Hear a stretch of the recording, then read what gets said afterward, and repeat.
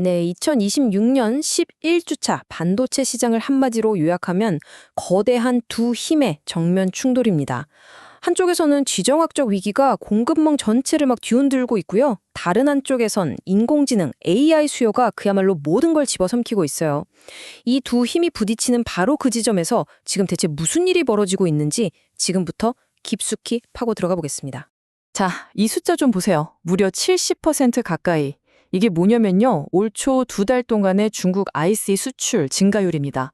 온갖 지정학적인 압박이 들어오는데도 말이죠. 이 숫자가 뭘 의미하겠어요? 딱 하나입니다.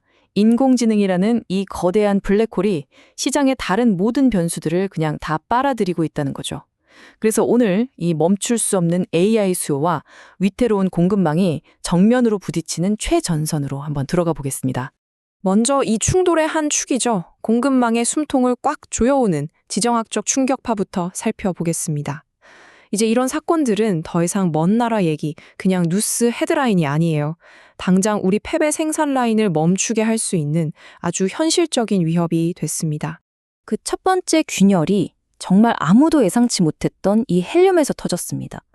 중동에서 드론 공략 한 번 있었을 뿐인데 카타르의 핵심 시설이 멈춰버렸고 순식간에 전 세계 헬륨 공급량의 30%가 말 그대로 증발해버린 겁니다. 이게 그냥 가스가 좀 부족하네 이런 차원의 문제가 아니고요. 웨이퍼를 깎아내는 식각 공정 전체가 멈출 수도 있다는 얘기입니다. 특히 우리나라 입장에선 이게 정말 아킬레스건이죠. 한번 보세요. 헬륨의 거의 65%? 이걸 단 한 나라 카타르에 의존하고 있었던 겁니다. 이게 바로 그 초크 포인트, 그러니까 숨통을 조일 수 있는 지점이라는 거죠. 우리 글로벌 공급망이 얼마나 취약한 구조 위에 서 있었는지가 그냥 바로 드러나는 거예요. 대체할 수도 없는 자원인데 이게 딱 끊겼을 때 무슨 일이 벌어지는지 우리가 지금 실시간으로 목격하고 있는 겁니다. 그리고 이 슬라이드를 보면요. 아, 헬륨 사태는 그냥 시작이었구나 싶으실 겁니다. 지금 미국이 시작한 301조 조사는 특정 제품 하나를 넘어서 기술 패권 자체를 겨냥하고 있고요.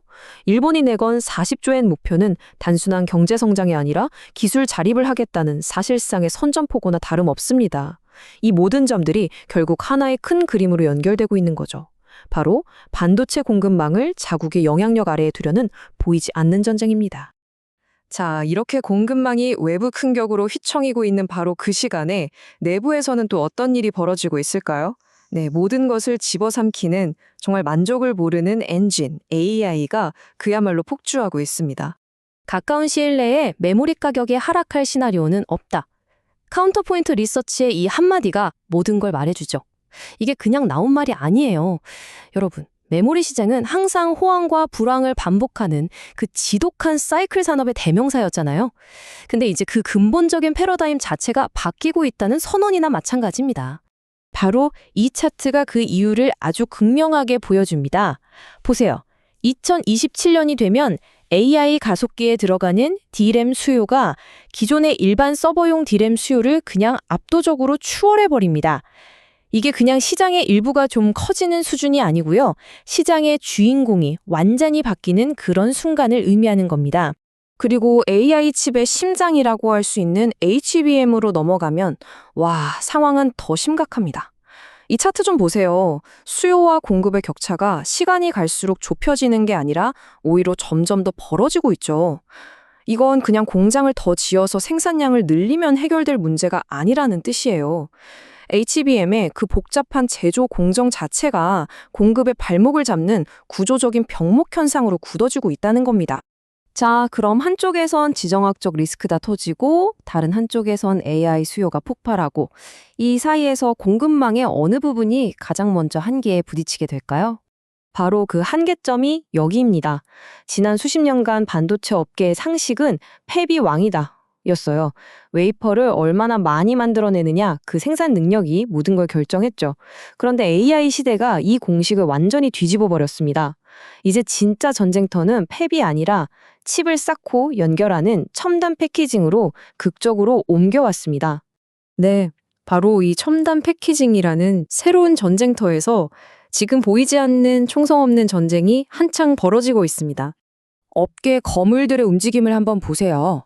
엔비디아는 코어-S 기판 공급사들을 소수 정예로 꽉 묶어서 소재부터 선점하고 있고요. ASE는 아예 AI 전용 패키징 라인을 짓기 시작했죠. 브로드컴은 그 뜨거운 칩의 발열 문제를 잡으려고 액체 냉각 기술에 투자하고 있습니다. 이 모든 움직임이 가리키는 목표는 딱 하나예요. 새로운 병목 지점, 바로 이 패키징 생태계를 누가 먼저 장악하느냐는 겁니다. 그렇다면 이 모든 함들이 하나로 합쳐져서 앞으로 업계의 미래 전략에 어떤 의미를 던져줄까요? 여기서부터가 정말 흥미로워집니다. 이렇게나 불안정한 시대에 기업들은 과연 어떤 큰 그림, 어떤 장기적인 전략을 세워야 할까요? 이번 주에 벌어진 사건들 속에서 몇 가지 핵심적인 통찰을 발견할 수 있습니다. 첫 번째 통찰은 바로 시장의 양극화입니다. 마치 고속도로 같아요. AI랑 직접 연결된 메모리 시장은 정말 쌩쌩 달리는데 기존 로직 반도체 시장은 옆에 있는 국도를 달리는 것처럼 그 온기를 제대로 받지 못하고 있는 거죠. AI가 만들어내는 낙수 효과라는 게 모두에게 공평하게 돌아가는 게 아니라는 겁니다. 그리고 두 번째 통찰은 생산 능력을 무기화하는 전략입니다. 대만이 지금 엄청나게 공격적으로 팹을 짓고 있잖아요. 이게 단순히 수요를 맞추려고 하는 게 아니에요. 전 세계가 대만 반도체 없이는 아예 돌아갈 수 없게 만들어서 이 과잉 생산 능력 자체를 하나의 강력한 실리콘 방패로 삼으려는 아주 고도의 지정학적 계산이 깔려 있는 겁니다. 이건 경제 논리를 넘어선 생존 전략인 거죠. 결국 이번 주 소식들이 우리에게 던지는 궁극적인 질문은 바로 이겁니다. 과연 반도체의 미래가 실리콘 웨이퍼 위에서 만들어지는 그 기술 자체에 의해 결정될까요? 아니면 세계 지도 위에서 벌어지는 이 거대한 전략 싸움에 의해 결정될까요? 기술과 지정학의 경계가 완전히 허물어지는 시대. 우리는 지금 그 거대한 전환의 바로 한복판에 서 있습니다.